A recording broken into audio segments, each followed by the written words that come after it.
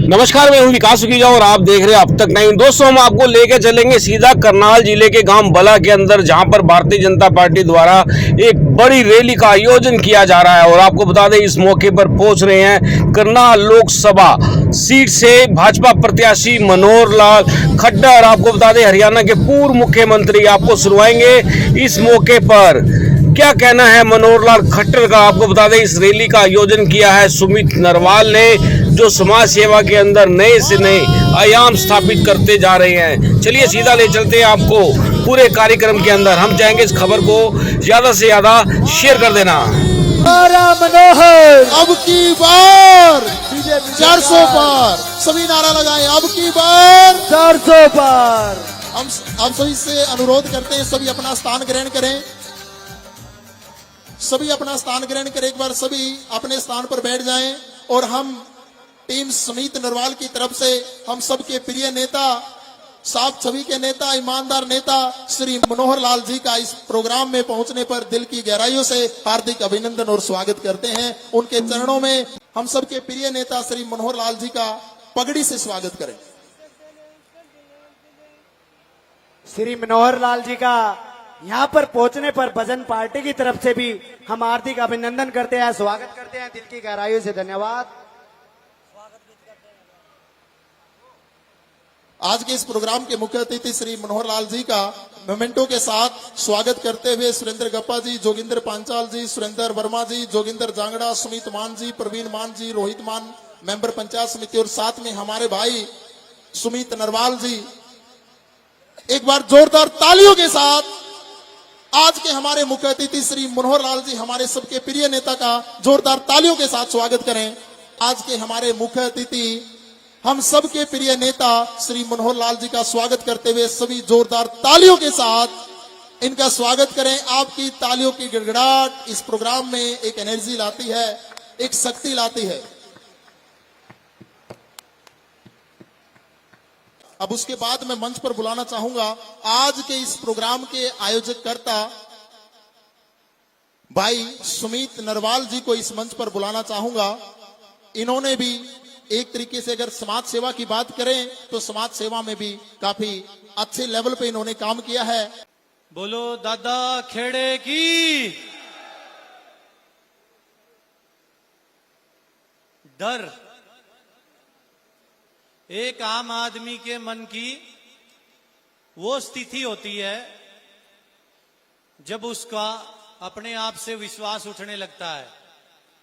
आम आदमी को लगता है कि भाई तेरे बालकों को नौकरी कौन देगा, ये बड़े हो रहे, पढ़ रहे, कल को घर परिवार में आड़ी बीमारी आ गई, कैसे मैं इलाज करवाऊंगा, कल को मेरा कहीं कुछ सामाजिक तौर पे कुछ हो गया तो कैसे मेरी सुनवाई होगी।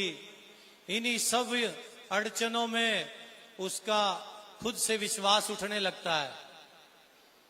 और आम आदमी के ऐसे डर को, चाहे वो उसके बच्चों को बिना पर्ची बिना खर्ची के नौकरी देने की बात हो, चाहे गरीब आदमी की आयुष्मान कार्ड से इलाज करवाने की बात हो, चाहे सरकार में पारदर्शिता से सबकी सुनवाई की बात हो, ऐसे हमारे संत माननीय मनोहर लाल जी का राजा बली जी की धरती गांव बड़ा में पहुंचने पे मैं हार्दिक स्वागत करता हूं, अभिनंदन करता हूं। और साथ ही मंच पे बैठे हुए हमारे जिला के अध्यक्ष भाई योगिंदर राणा जी, आने वाली 25 तारीख को असंध विधानसभा के एक एक बूथ पे रखी हुई ईवीएम मशीन, उसके सामने जो कमल के निशान का बटन है, उस पे सिर्फ आपके उंगलियों पे लगी हुई शाही का निशान रहना चाहिए, वो बाकी सब कुछ मिट जाना चाहिए। ऐसा वादा मैंने आप लोगों की तरफ से माननीय बाबूजी को कर दिया है। और मुझे पूरा विश्वास है आप अपने इस बच्चे का, अपने भाई का दिया हुआ वादा आखिरी दम तक निभाओगे कि नहीं निभाओगे। धन्यवाद जी। बोलो भारत माता की। और आप सब मेरे जान से प्यारे भाइयों के लिए एक छोटी सी लाइन कह के बात खत्म करूंगा। हालात की बंदर जमीन फाड़ के निकला हूं, मैं शोहरत की धूप में नहीं जलूंगा। आप लोग साथ बनाए रखिएगा, मैं लंबा चलूंगा। धन्यवाद। उनसे अनुरोध करता हूं कि हम सबके प्रिय नेता श्री मनोहर लाल जी और आज के इस प्रोग्राम के मुख्य अतिथि मंच पर आए और अपने विचार रखें। बोलो दादा खेड़े की, दादा खेड़े की। बला के निवासियों और आसपास के गांव के सब निवासियों की इतनी बड़ी ये रैली, एक तरफ मौसम की गर्मी, दूसरी तरफ चुनाव की गर्मी, आपकी हाजिरी को देख करके मेरे मन का उत्साह और खुशी इतनी बढ़ गई है कि जिस काम के लिए मैं आपको अपील करने आया हूं, मुझे लगता है उसकी कोई कमी आप नहीं रहने देंगे। आपकी हाजिरी उसका उत्साह दे रही है। भारतीय जनता पार्टी के हमारे जिला करनाल के अध्यक्ष भाई योगेंद्र राणा जी, आज की रैली के संयोजक भाई सुमित नरवाल जी और इनकी पूरी टीम, उपस्थित मंच पर बैठे, सामने बैठे सभी हमारे बुजुर्गों, नौजवान साथियों, माताओं, बहनों, पत्रकार, छायाकार मित्रों, मैं आपको सबको नमन करता हूं। भाइयों बहनों, जैसे हमको मालूम है कि देश भर में चुनाव आया है, लोकसभा का यह चुनाव। आवाज थोड़ी कम कर दो भाई, गूंज रही है बहुत। फुल नहीं करना, उतना ही करो जो सबको सुन जाए। तो जैसे लोकसभा का ये चुनाव आया है, सारे देश में एक मंथन चल रहा है। और मंथन क्या चल रहा है? अरे फिर ऊंचा कर रहे हो, आवाज गूंजती है, ऊंचा नहीं करो। तो उस मंथन में आज दो विरोधी, आपस में एक दूसरे का विरोध करने वाले जितने लोग थे, वो भारतीय जनता पार्टी के मुकाबले में आके खड़े हो गए हैं। उनको देश के साथ कोई सरोकार नहीं है, क्योंकि वो केवल एक ही मुद्दा लेकर के आए हैं कि किसी भी तरीके से भाई नरेंद्र मोदी को गिरा लो। अब मैं ये पूछना चाहता हूं कि वो नरेंद्र मोदी जिसने देश के लिए 10 साल में इतने काम किए कि कांग्रेस के लोग तो सपने में भी सोच नहीं सकते थे। भाइयों, मेरी आवाज पीछे कोने में आ रही है क्या? आ रही है, ठीक है। मेरी तसल्ली नहीं हो रही थी, इसलिए पूछा मैंने। तो 10 साल में भारतीय जनता पार्टी के नेता नरेंद्र मोदी ने इतने काम कर दिए कि कांग्रेस के लोग न तो अपने 55-60 साल के राज में कर सके और न वो सपने में सोच सकते कि वो भी ऐसे काम कर सकते हैं। भाइयों बहनों, कांग्रेस बौखला गई है। बौखलाने के दो कारण हैं। एक कारण तो जैसे मैंने बताया, उनको हीन भावना आ गई है कि ये काम हम क्यों नहीं कर सके। और दूसरा, उनको डर का भय सता रहा है कि 2 बार पहले हारे हैं, 10 साल लगातार मोदी जी ने राज किया है, तीसरी बार फिर से वो हारने वाले हैं। और ये 15 साल के बाद मालूम नहीं देश में दोबारा से कहीं आगे चुनाव में आएंगे भी कि नहीं आएंगे, क्योंकि इस बार इन्होंने गठजोड़ करके, और गठजोड़ भी ऐसा जिसका कोई कहते ना दुल्हा नहीं है, बारात तो पीछे है, दुल्हा कोई नहीं है। इधर मोदी जी के मुकाबले में ये अपना नाम नहीं बता सकते कि हम किस नेता को आगे करेंगे। मालूम नहीं ये राहुल को करेंगे या ये लालू को करेंगे, ये भालू को करेंगे या चिंटू को करेंगे, पिंटू को करेंगे, पप्पू को करेंगे, किसको करेंगे इनका पता नहीं है। बिना दूल्हे की बारात कभी सफल होती है क्या? होती है क्या? कभी सुनी है क्या? नहीं सुनी है। तो मित्रों, ये हाल है इनका। और इनकी घर की लड़ाइयां वो सब हमने देख ली हैं। भारतीय जनता पार्टी ने तो जैसे ही चुनाव घोषित हुए थे, मुझे लगता है शायद 4 या 5 मार्च को हुए थे, और उसके बाद भारतीय जनता पार्टी ने 1 महीने के अंदर अंदर, बल्कि उससे भी कम, 28-29 मार्च तक अपने सब कैंडिडेट घोषित कर दिए थे, जबकि ये लोग चुनाव के नामांकन होने के आखिरी 3 दिन तक अपने कैंडिडेट घोषणा करते रहे। आखिर ये फैसला क्यों नहीं कर सके? क्योंकि इनके घर की लड़ाई वो इनको तंग कर रही थी। मित्रों, भाइयों, बहनों, भारतीय जनता पार्टी अनुशासित पार्टी है। जो एक बार किसी को कह दिया वो आगे बढ़ जाते हैं। और भारतीय जनता पार्टी को आज जिन लोगों का सहयोग मिल रहा है, देश में नामी ग्रामी, चाहे हमारे पहलवान हो, चाहे किसान हो, चाहे जवान हो, चाहे रिटायर्ड लोग हो, चाहे हमारे आम जनता, गरीब जनता, उसमें से निकल के लोग आगे आ रहे हैं। आम गरीब आदमी भी कहता, भाई बनेगा तो मोदी। कोई कुछ भी उनसे पूछ ले, कांग्रेस वाले पूछ ले, हाँ ना करते हैं। और जाते जाते जब उनको परेशानी हो जाए कांग्रेस वालों को, क्योंकि परेशानी क्यों होती है? जब किसी गरीब के घर जाके बैठते हैं और वो कहता चाय पियोगे, कांग्रेस के लोगों की तेवरियां चढ़ जाती हैं, क्योंकि चाय का शब्द सुनते इतने घबरा जाते हैं, क्योंकि इन्होंने ही प्रचार बहुत कर दिया कि एक चाय बेचने वाले का लड़का और वो जो है देश का प्रधानमंत्री बन गया। चाय इनके सपने में आती है। फिर वो देखते हैं बल्ब जल रहा है, बल्ब की 24 घंटे की लाइट आखिर ये किसने दी है? किसने दी है? मोदी जी ने दी है। और जब ये नल के साथ जल यानी पीने का पानी हर रसोई में देखते हैं, तब इनका माथा खराब हो जाता है। और जब ये सिलेंडर को देखते हैं तो सोचते हैं कि आखिर ये हर घर में सिलेंडर पहुंचाने वाला मोदी, हम क्यों नहीं पहुंचा पाए? तो परेशान हो जाते हैं।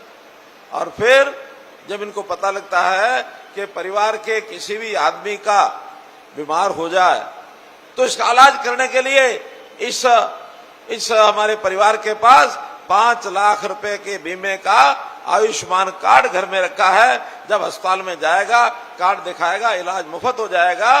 ये सुनते ही ये कांग्रेसी परेशान हो जाते हैं। और जब वो हार के बाहर निकलता है, उसको लगता है यहां तो गुंजाइश है नहीं, वोट तो मिलेगा नहीं, चलो जान तो छुड़ाओ। और बाहर जब जाता है तो हमारा ये जो गरीब भाई है, आम आदमी, गांव का आदमी, जब वो जाते हुए, क्योंकि छोड़ने के लिए दरवाजे तक तो आएगा ही, और आते जब वो कहता है अच्छा भाई राम राम, अब जो राम राम सुनता है तो इनके एंटीना खड़े हो जाते हैं। इनके एंटीना खड़े जाते हैं कि राम जन्मभूमि का इन्होंने विरोध किया। 500 साल के बाद अयोध्या में राम जन्मभूमि का मंदिर बना और उसका जलाभिषेक में इनको बुलाया तो आए नहीं। देश की आस्था का विषय। सनातनी को ये कहते हैं कि सनातन धर्म को खत्म कर दो। महापुरुषों को ये गालियां देते हैं। संविधान को उसकी आड़ में अफवाहें फैलाते हैं कि ये आएंगे तो संविधान खत्म कर देंगे। डॉक्टर अंबेडकर का अपमान करते हैं। मित्रों, कांग्रेस इस समय क्योंकि वो खराई है, पता नहीं क्या क्या बात बोलेंगे, लेकिन हम तो ये जानते हैं कि आज हमारा हरियाणा क्योंकि ये लाल बहादुर शास्त्री जी ने नारा दिया था जय जवान जय किसान, ये जवानों का प्रदेश है, ये किसानों का प्रदेश है। और साथ में बाद में हमने भी कहा भाई हरियाणा में एक बात और साथ में जोड़ दो, जय जवान जय किसान जय पहलवान। जय पहलवान यानी ये खेलों का प्रदेश है, खिलाड़ियों का प्रदेश है। आज हमारे सुमित नरवाल जी आखिर इतने ऊपर उभर करके आए हैं तो 2 बातों के कारण से आए हैं। एक, ये बहुत अच्छे खिलाड़ी हैं, ये क्रिकेट के इंटरनेशनल खिलाड़ी रहे हैं। आज भी ये हरियाणा कुश्ती संघ के पदाधिकारी हैं। इनका बहुत अच्छा नेटवर्क खिलाड़ियों में बना हुआ है, बहुत अच्छा नेटवर्क पूरी टीम के साथ। दूसरा जो इनका कारण है आगे उभरने का कि केवल खिलाड़ी नहीं है, समाज सेवा में अपनी टीम सुमित नरवाल के माध्यम से, फाउंडेशन के माध्यम से बच्चों की पढ़ाई का या अन्य प्रकार के समाज सेवा का जो काम करते हैं, इस इलाके में इन्होंने अपनी पहचान बनाई है। अब ऐसे अकेले सुमित नरवाल नहीं है, हमारे पास बहुत लोग ऐसे हैं। कल भी मैं इसी समय शाम को जुलाना में गया था। जुलाना में किसी प्रकार के समाज सेवी व्यक्ति, उनके 5100 वॉलंटियर्स संस्थाओं में लगे थे। सबने आके कहा कि हम नरेंद्र मोदी के लिए काम करेंगे, हम भारतीय जनता पार्टी ज्वाइन करते हैं। सुरेंद्र लाठर नाम के व्यक्ति ने इतना बड़ा नेटवर्क जोड़ा हुआ था। मित्रों, समाज की सेवा ये जनता चाहती है, जनता की जरूरतें हैं। जब हम मुख्यमंत्री बना था मैं, उस समय कांग्रेस के लोग कहते थे कि ये सरकार चलेगी नहीं, 2 महीने चलेगी, 3 महीने चलेगी, रोजाना रात को सोते थे कल सरकार गिरे और हम कब्जा कर लें। मैं उस समय कहता था भाई मुझे अनुभव ऐसा तो नहीं है जो लूट खसोट का, जो भ्रष्टाचार का अनुभव आपका है, मेरा वो अनुभव तो नहीं है, लेकिन मुझे हरियाणा की जनता 2,82,09,995 लोगों का, ये मेरा परिवार, इनकी सेवा करने का अनुभव मेरा है। भाइयों बहनों, इनकी सेवा की है और लगातार 9.5 साल हरियाणा सरकार के माध्यम से भाइयों बहनों आपकी सेवा की है। कभी पीछे मुड़ के देखा नहीं। दिन में 18-18 घंटे काम करके जो नई योजनाएं आती हैं वो आपके सामने पेश की हैं। विकास के काम खूब किए हैं। हर वर्ग के लिए कुछ ना कुछ अच्छा काम, जो फंसे हुए मामले थे सब में से रास्ता निकाल करके आगे बढ़ने का काम किया है। आखिर भाइयों बहनों, ये जो नौकरियां हैं जो इस हरियाणा में बिकती थी कि नहीं, चाहे ग्रुप डी की थी, चाहे सी की, बी की, यानी लाखों से करोड़ों रुपया देना पड़ता था नौकरी के लिए। बाप के किले बिकते थे, हमारी माताओं बहनों के अपने टूम जेवर ये बिक जाते थे, नौकरी मिले ना मिले। लेकिन आज हमने कहा किसी का कोई पैसा नहीं लगेगा, कोई सिफारिश नहीं होगी, उसकी मेरिट पर नौकरी लगेगी। और मुझे पता लगा है केवल बड़ा गांव में पिछले 8 साल में 200 नौकरियां लगी हैं मित्रों, 200 नौकरियां केवल बड़ा गांव। मैं आसपास के गांव को तो मैं नहीं बता पाऊंगा, लेकिन आज बला में जो मुझे बताया, अगर बला में 200 लगी हैं तो सैकड़ों की संख्या में आसपास में भी लगी होंगी। मित्रों, हमने हरियाणा की जनता के लिए, गरीब जनता, उसकी सेवा करने के लिए उसको हर चीज घर बैठे उपलब्ध हो जाए। हमने कंप्यूटर की सिस्टम से किसी आदमी को चंडीगढ़ नहीं आने दिया, बल्कि भाई कंप्यूटर में जाके अपनी एप्लीकेशन लगा दो और लगा करके चंडीगढ़ से आपका काम घर बैठे हो जाएगा। बुजुर्गों की पेंशन, जैसे ही 60 साल का आदमी होता है, हमारे पास सबका रिकॉर्ड है, 71 लाख परिवार हैं, सबके परिवार के मेंबर की उम्र किस दिन क्या है। 60 साल होते ही उसके घर, बुजुर्ग के घर में सरकार का आदमी पहुंचेगा, साइन करा के ले आएगा, 1 महीने में उसकी पेंशन बैंक में आने लग जाएगी, 1 महीने में आने लग जाएगी। और इतना ही नहीं, हमारे कुछ साथियों ने एक बार सुझाव दिया कि हम बुजुर्गों की पेंशन देते हैं, हमारी विधवा बहनें हैं उनको पेंशन देते हैं, जो बीमार हो, जो कोई अपंग है उसको पेंशन देते हैं। अब उसने कहा कि दुर्भाग्य से किसी के पति का देहांत हो गया तो विधवा बहन को देते हैं, ठीक है, मिलनी चाहिए, लेकिन अगर दुर्भाग्य से किसी पुरुष की पत्नी का देहांत हो जाए तो उसको पेंशन नहीं मिलनी चाहिए क्या? हमको लगा बात तो ठीक है, तो हमने इस साल में ऐसे भाई जिनकी पत्नियों का देहांत हो गया 40 साल की उम्र के बाद, उनकी भी पेंशन शुरू कर दी भाई, उनकी भी पेंशन। और यहीं तक नहीं, कुछ लोग कहने लगे कि जिनकी शादी नहीं होती, आखिर एक उम्र के बाद उनकी जरूरतें कौन पूरी करेगा, उनका भी समाज में सम्मान होना चाहिए। तो हमने कहा ठीक है, 45 साल तक चाहे महिला है चाहे पुरुष है, अगर शादी नहीं होती है उसकी भी पेंशन मिलेगी, वो भी हमने बांध दी, वो भी बांध दी। तो ऐसे नए काम बहुत किए हैं। आज जब ये दुहाई देते हैं क्या कि हम तो राज करेंगे हरियाणा पे, भाइयों राज करोगे तो क्या इसलिए करोगे कि दोबारा से बापू बेटा की सरकार आएगी? क्या दोबारा से आप वही भ्रष्टाचार के खाते खोलोगे? इनके तो हिसार के मेंबर ने कह दिया कि हम आएंगे तो अपने अपने लोगों को नौकरी देंगे। उसने मान लिया। जब वो मानता है, किसी ने खंडन नहीं किया, इसका मतलब ये जो 500-700 परिवार इनके साथ जुड़े होते हैं कांग्रेस के साथ, उन्हीं के घर की जनता करते हैं, सबकी जनता ये भी नहीं करते हैं। हम कहते हैं हम गरीब की जनता पहले करेंगे, जिसके घर में एक भी नौकरी नहीं है उसको 5 नंबर अलग से देंगे, उसकी नौकरी हम देंगे। गरीब परिवारों के बिजली के बिल ना आए, इसके लिए हमने प्रबंध कर दिया है। बिजली के बिल नहीं आएंगे ये तो तय कर दिया, साथ में व्यवस्था ऐसी करेंगे कि अगर सोलर सिस्टम से जितनी घर में बिजली फूकता है उसके बाद अगर बच गई और वो लाइन में चली गई तो भाई उसको इनकम भी होगी, उसको पैसा घर में भेजेंगे, बिजली उत्पादन के सिस्टम घर में खड़े कर देंगे, घर में खड़े कर देंगे। तो मित्रों, बताने के लिए मेरे पास बहुत है। अपने 10 साल में जो काम किए केंद्र में, 9.5 साल में हरियाणा में, आज हरियाणा का आम आदमी बच्चा ये कहता है कि भारतीय जनता पार्टी जीतेगी और इस प्रदेश में हम लोग जो है भारतीय जनता पार्टी की सरकार बनाएंगे। मैं तो आज इतना ही कहना चाहता हूं भाइयों बहनों कि यहाँ आसपास के गांव के भी बहुत लोग आए हैं। मुझे बताया गया है कि 15 गांव के तो सरपंच आए हैं और 10 पूर्व सरपंच भी आए हैं, 15 ब्लॉक समिति के मेंबर भी आए हैं, कुछ जिला परिषद के मेंबर भी आए हैं।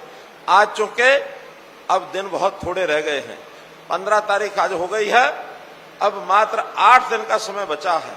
हो सकता है 8 दिन में रैलियां तो ज्यादा नहीं होंगी, जितनी रैली करनी थी हमने कर ली है। कल भी मैंने यहाँ असंध में रैली की है, आज कल नहीं परसों थी, परसों वो रैली की थी, आज यहाँ हुई है। मैंने रोड शो भी किया है। अभी यहाँ से उठ के जाऊंगा तो रैर कला से शुरू करके दरियापुर, ये जो इसराना विधानसभा है उसमें मेरा रोड शो है।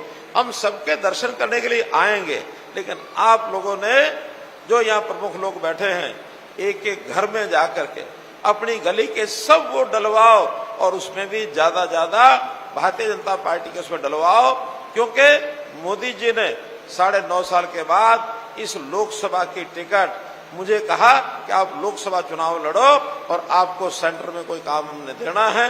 तो मोदी जी ने मुझे यहाँ का कैंडिडेट आपका भाई मनोहर लाल कैंडिडेट घोषणा की है। तो आप 25 मई को ज्यादा वोट डालें और वोट डाल करके तय कर दें कि हमारा जो भारतीय जनता पार्टी का इलाका, यहाँ बिना किसी भेदभाव के जैसे हमने काम किए हैं, ऐसे ही बिना किसी भेदभाव के आप लोगों ने भी कमल के फूल के निशान पर बटन दबा के इतने ज्यादा वोट डालो कि 4 जून को मशीनें, क्योंकि अब तो मशीन में डलते, डब्बे में नहीं डलते, मशीनें भी जब रिजल्ट आए तो उसके अंदर उनको भी ऐसी हैरानी हो जाए कि कमल का फूल, कमल का फूल, कमल का फूल यही निकल रहा। तो हैरान कर दोगे कि नहीं मशीनों को? हैरान कर दोगे कि नहीं मशीनों को? हाँ ना तो करो, करोगे ना? तो एक बड़ी संख्या में आप लोग मुझे वोट डालेंगे तो मैं आपकी हर आवाज पार्लियामेंट में उठाऊंगा। और केवल करनाल लोकसभा ही नहीं, पूरे हरियाणा का, जो कि मेरा लगाव हरियाणा के साथ है, हरियाणा के लिए जो ज्यादा से ज्यादा वहां से सहायता लेके आनी होगी, जो विकास के काम यहाँ के लिए जरूरत होगी वो सब कराएंगे, चाहे वो खेती के लिए हो, चाहे नौजवानों के लिए हो, गरीबों के लिए हो, हर प्रकार के समाज के काम के लिए आगे बढ़ेंगे और आपकी सेवा करते रहेंगे। आपका बहुत बहुत धन्यवाद, बहुत बहुत आभार, बहुत बहुत